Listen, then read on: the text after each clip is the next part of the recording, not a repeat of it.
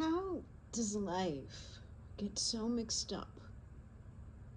We start out in one place, and then things happen, and you know what you want, but then someone comes into your life, and you just say yes. I wasn't planning on getting married for a long time.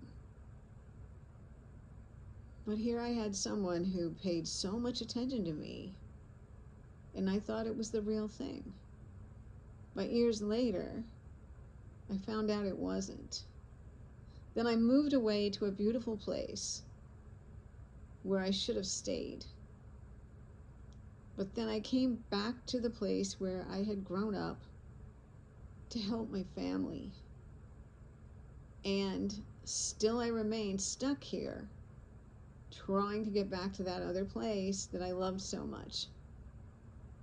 If only I had said no all those years ago, I know what I would have done. I would have hightailed it to the office of the administrative assistant or supervisor and said, send me to Europe, to Switzerland for a few months.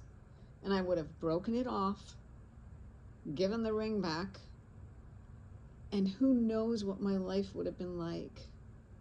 I truly believe that it would have been so much better.